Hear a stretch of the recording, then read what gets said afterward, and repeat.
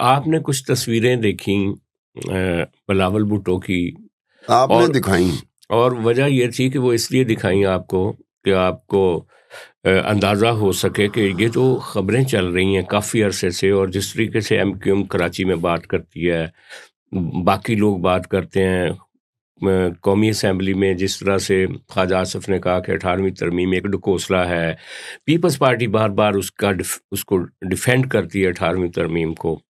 خبریں یہ ہیں کہ جی سندھ کو تقسیم کرنے کی بات ہے، 18ویں ترمیم واپس لینے کی بات ہے، پیپلز پارٹی اور اسٹیبلشمنٹ ایک دوسرے کے سامنے آمنے. لیکن یہ جو تصویریں نظر آ رہی تھیں بلاول صاحب کی، ہمارے اسٹیبلشمنٹ کے جو سربراہ ہیں فیلڈ مارشل صاحب ان کے ساتھ، اور وزیر اعظم صاحب، اس پر آپ ذرا اپنی رائے دیں کہ ان تصویروں سے کچھ لگتا ہے کہ کوئی ٹینشن ہے کافی؟ یار یہ تصویریں مجھے دکھانے کی بجائے اگر آپ مصطفیٰ کمال کو دکھائیں، مصطفیٰ کمال جس طرح سے فرنٹ فٹ پہ آ کے لافٹی شاٹیں نہیں ہوتی کرکٹ میں، چھکے چوکے، اس نے اوپر تلے 2-3 دفعہ میڈیا سے گفتگو کرتے مجھے ایسے ہی لگا کہ کوئی اوپنر آیا ہوا ہے، کوئی ٹارگٹ بڑا ہے اور اوپنر پورے فارم میں ہے، کور ڈرائیو، ہک شاٹ، پل کر رہا ہے، فلانا کر رہا ہے، بڑا کھیل رہا ہے. مصطفیٰ کمال ایسے لگا تھا. یہ تصویریں آپ کو مصطفیٰ کمال کو دکھانی چاہیے کہ آپ جس کو سمجھتے ہیں کہ جس کے اشارے پہ آ کے آپ ایسی باتیں کرتے ہیں، وہ خود تو اس کے ساتھ بیٹھا ہوا. یہ آپ کو دکھانی چاہیے. سجاد صاحب آپ مجھے دکھاتے ہیں تصویر. ساتھ بیٹھنا کوئی مسئلہ نہیں ہوتا، کہیں آپ بیٹھ سکتے ہیں، لیکن دا وے دے ور لسننگ ٹو ہم، دا وے دے ور مطلب اپریشیٹنگ ٹو ہم، میں اس کی بات کر رہا تھا. تو اسی لیے میں کہہ رہا ہوں نا، اب دیکھیں نا مصطفیٰ کمال کا کل میں نے کہا تھا ان کی پی ایس پی جماعت تھی جو انہوں نے بنائی تھی 2018 کے الیکشن سے پہلے، کل ہی آپ کو بتایا تھا نا، 2% سے بھی کم ووٹ پڑے تھے. میں کراچی اور سندھ کی بات کرتا ہوں، انہوں نے پنجاب میں بھی اپنے کینڈیڈیٹ کھڑے کیے ہوئے تھے.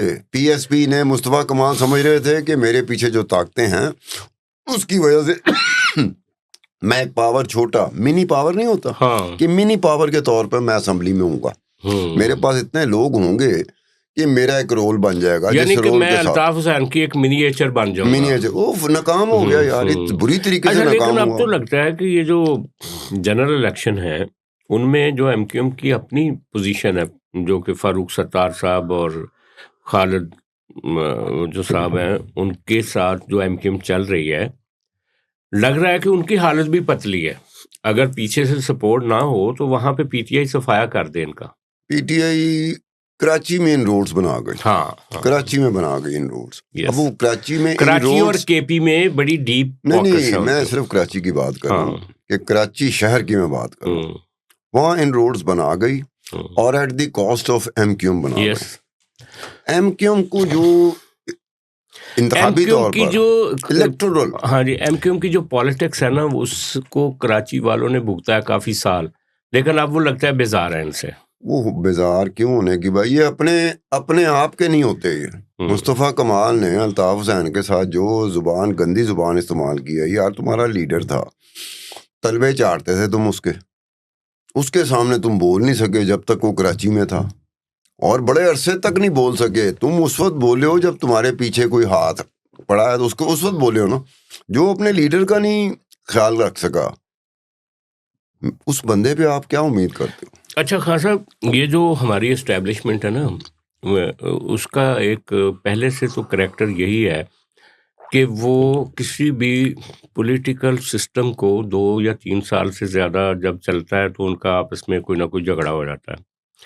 ابھی بھی یہ خبریں آ رہی تھیں کہ اسٹیبلشمنٹ کے کچھ حلقے ایسے ہیں جو کہتے ہیں کہ اس گورنمنٹ کو کہ بیانیہ بناؤ، آپ سے معیشت بھی نہیں چل رہی، بیانیہ بھی نہیں بن رہا، ورنہ پھر کچھ عرصے کے بعد آپ کو جانا پڑے گا.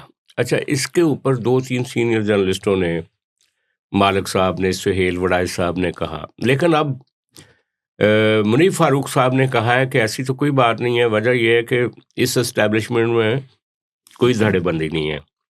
یہ اسٹیبلشمنٹ جو ہے نا، یہ یونیفائڈ ہے عاصم منیر صاحب کے ساتھ، اور عاصم منیر صاحب کا کوئی ڈسپلیئر نہیں ہے اس گورنمنٹ کے لیے.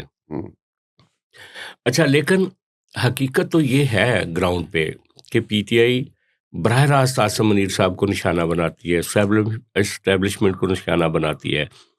لیکن مسلم لیگ نون جو کہ اس وقت حکومت میں ہے وہ کوئی زیادہ جلسے کرتی نظر نہیں آتی, کوئی پبلک موبلائزیشن کرتی نظر نہیں آتی. ٹھیک ہے, مریم صاحبہ بڑے پروجیکٹ لانچ کر رہی ہیں, لیکن وہ جس طریقے سے ہوتا ہے نا کہ ایک مومنٹم, پولیٹیکل مومنٹم بنانا مخالف کے خلاف, وہ کچھ کم نہیں نظر آ رہا آپ کو؟ یار سجاد صاحب, مسلم لیگ نون مرشدی گروپ یا مرشد کے خلاف بیانیہ نہیں بنا سکتی. وجہ سوال ہی پیدا نہیں ہوتا. آپ دیکھیں, آپ کا بیانیہ تو کچھ تاریخی طور پہ چیزیں بڑی تیزی کے ساتھ کچھ چیزیں ہو جاتی ہیں. 2017 میں مجھے کیوں نکالا, یہ بیانیہ بنایا تھا نواز شریف نے, اور بڑا پاپولر ہوا. میں نے محسوس کیا 2018 کے الیکشن میں اس کی گونج مجھے سنائی دیتی تھی کہ مجھے کیوں نکالا. 2022 میں یہ مرشد عمران خان جو ہے, اس کا بیانیہ آ گیا. اب 4-5 سال کے عرصے میں دوسرا بیانیہ آیا, وہ بنو ہن لوگوں نے ایکسیپٹ کر لیا. کسی نے جا کے نہیں دیکھا اس کے پیچھے کیا ہے, بندہ کون ہے, کی کردا ہے, وہ بیانیہ اتنی جلدی بیانیہ کسی اور جماعت کا, خاص طور پہ حکمران جماعت کا نہیں آ سکتا. ان کو بیانیے کے بغیر ہی یہ عرصہ گزارنا پڑے گا. وہ کیسے گزارتے ہیں, کس طرح سے گزارتے ہیں, ایسن طریقے سے گزارتے ہیں, کیونکہ دوسری طرف سے نا پرابلم مرشدی گروپ کا کیا پرابلم ہے, وہ سڑک پہ آتے نہیں, ڈرتے ہیں. وہ پہلے ہی ظلم ہو گیا, چکے گئے, مارے گئے, مسنگ ہو گئے تھے, جیل ہی پہ گئے. ان کا وہ جو رونا دھونا ہے نا, اسی وجہ سے اگلے 10 سال میں مجھے ان کی کوئی ایک تحریک کسی گلی میں نظر نہیں آتی, کسی محلے میں نظر نہیں آتی, کسی سڑک پہ نظر نہیں آتی. رونا پٹنا جو پارٹی ڈال دے. اچھا, لیکن اب یہ دونوں طرف ہے, ان کو بیانیے کے بغیر چلنا پڑے گا. اچھا, بیانیے کے بغیر تو چلنا پڑے گا, لیکن جو فیکچول پوزیشن ہے, وہ جنرل سرفراز جو SIFC کا ہیڈ ہے, وہ بھی کہہ رہا ہے کہ معیشت نہیں چل رہی. یعنی کہ جو گورنمنٹ کے ساتھ اسٹیبلشمنٹ کا بہت بڑا مورا ہے انویسٹمنٹ لانے کے لیے, وہ کہتا ہے جی جو ٹیکسز ہیں آپ کے ملک میں وہ, اور کئی دفعہ بات جو آ جاتی ہے وہ وزیر خزانہ پہ آ جاتی ہے کہ اس کو بدل دیا جائے. پڑے گا. بیانیہ نہیں کر سکتے وہ. آپ میری بات, میں کوئی کھڑے ہو کے بات آپ سے کروں, بیانیہ نہیں آ سکتا.